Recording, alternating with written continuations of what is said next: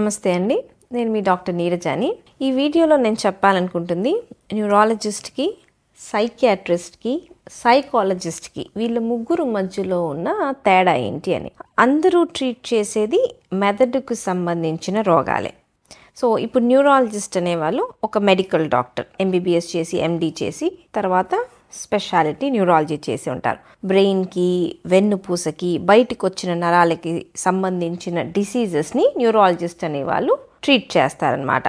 Examples అంటే stroke, headache, fits, neuropathy, ఇట్లా చాలా జబ్బుల్ని మనం న్యూరాలజిస్ట్ ట్రీట్ చేస్తారు. ఇది చాలా వరకు చాలా మందికి ఐడియా ఉంటుంది న్యూరాలజిస్ట్ ఏం ట్రీట్ చేస్తారు అనేది. ఇప్పుడు మనం సైకియాట్రీకి వస్తే సైకియాట్రీ కూడా ఒక మెడికల్ డిగ్రీ, ఎంబీబీఎస్ తర్వాత ఎండి సైకియాట్రీ చేస్తారనమాట. ఇప్పుడు బ్రెయిన్ ఒక స్ట్రక్చరు, ఫంక్షను, దాని యొక్క ఫిజికల్ పార్ట్ అనేది న్యూరాలజిస్ట్ ట్రీట్ చేస్తారు. ఇప్పుడు బ్రెయిన్ వల్ల వచ్చే ఎమోషన్స్ అంటే ప్రవర్తన, బిహేవియరు, థాట్స్, ఇవన్నీ సైకియాట్రిస్ట్ డీల్ చేస్తారనమాట. ఇప్పుడు బ్రెయిన్లో నర్వ్ సెల్స్ని న్యూరాన్స్ అంటాం అనమాట. ఈ న్యూరాన్స్ మధ్యలో కమ్యూనికేషన్ అనే వాటిల్లో తేడాలు వచ్చినప్పుడు ఈ కమ్యూనికేషన్కి neuro transmitters serotonin, dopamine, endorphin, norepinephrine, GABA, ఇట్లా కొన్ని న్యూరో ట్రాన్స్మిటర్స్ ఉంటాయన్నమాట. ఒక నరానికి ఇంకొక నరానికి మధ్యలో కమ్యూనికేషన్ ఎట్లా జరుగుతుంది అనేది డిసైడ్ చేసేది ఇవి.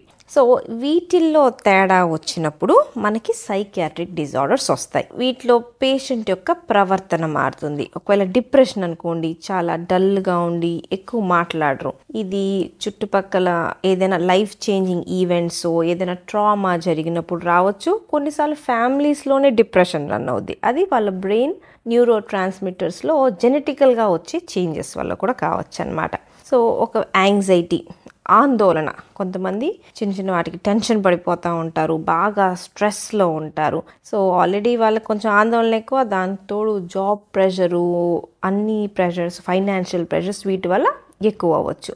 ఇవి కాకుండా కొన్ని బైపోలార్ డిజార్డర్స్, స్కిజోఫ్రీనియా, కొన్ని హాలూసినేషన్స్, ఉన్నవి లేనట్టుగా కనిపించడం, లేనవి ఉన్నట్టు కనిపించడం, వాళ్ళలో వాళ్ళే మాట్లాడుకోవడం, ఎవరో మాట్లాడుతున్నట్టు అనిపించడం, ఇవి స్కిజోఫ్రీనియా యొక్క లక్షణాలు. సో ఇట్లా సైకియాట్రిక్ హెల్త్ ప్రాబ్లమ్స్ ఎన్నో ఉన్నాయన్నమాట. మన కంట్రీలో చాలా వరకు మానసిక రోగాలు అంటే మెంటల్ అనేసి పిచ్చిగా చేసే వాటినే మానసిక ప్రాబ్లమ్స్ అనుకొని చాలా వరకు ట్రీట్మెంట్ సరిగ్గా తీసుకోరు. మిగతా కంట్రీస్లో అవేర్నెస్ బాగా ఎక్కువ, బట్ మన కంట్రీలో మాత్రం చెప్పుకోవటానికి ఇష్టపడరు, ట్రీట్ చేయించుకోవటానికి కూడా ఇష్టపడరు. కాకపోతే ఇవి బ్రెయిన్కి సంబంధించిన డిసీజెసే. సో ఆ పేషెంట్ని అర్థం చేసుకోవడం, ట్రీట్మెంట్ చేయించుకోవడం, సైకియాట్రిస్ట్ దగ్గరికి వెళ్ళడం అనేది చాలా ఇంపార్టెంట్. ఇప్పుడు చాలామంది ఇదే ఇబ్బందులతో న్యూరాలజిస్ట్ దగ్గరకు వస్తారు. సో మేము ఓపీలో న్యూరాలజిస్ట్గా ఒక 20 పేషెంట్స్ని చూస్తే దీంట్లో ఒక్కళ్ళిద్దరైనా సైకియాట్రిస్ట్ హెల్ప్ ఉంటే ఇంకా బెటర్గా ట్రీట్ చేయగలం అనమాట. అంటే సో మేము అడుగుతాం ఒకసారి సైకియాట్రిస్ట్కి చూపించి వాళ్ళ ఇన్పుట్స్ తీసుకుందాము అని.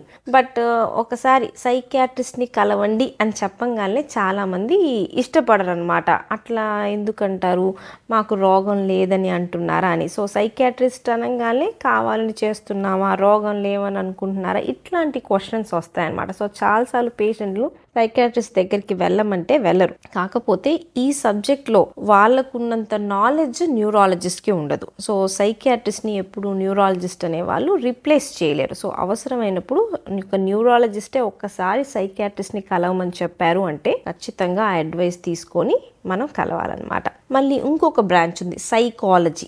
సైకాలజీ ఏంటి అంటే సైకాలజీ ఒక మెడికల్ బ్రాంచ్ కాదు, అది వీళ్ళు పిహెచ్డీలు అట్లా చేసి ఉంటారనమాట.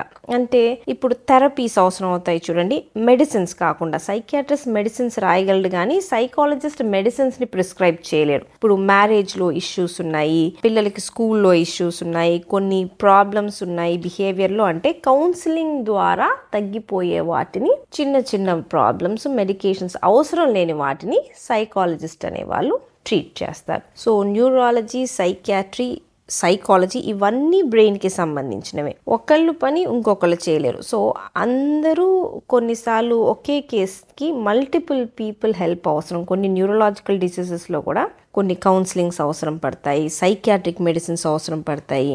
కొన్నిసార్లు సైకియాట్రిక్ మెడిసిన్స్ వాడుతున్న వాళ్ళలో లాంగ్ టర్మ్ వాడిన తర్వాత న్యూరలాజికల్ డిసీజెస్ రావచ్చు. అప్పుడు న్యూరాలజిస్ట్ హెల్ప్ అవసరం పడవచ్చు. కొన్నిసార్లు కేసెస్ అనేవి ఒకదాని నుంచి ఒకదానికి బ్లర్ అవుతూ ఉంటాయి అన్నమాట.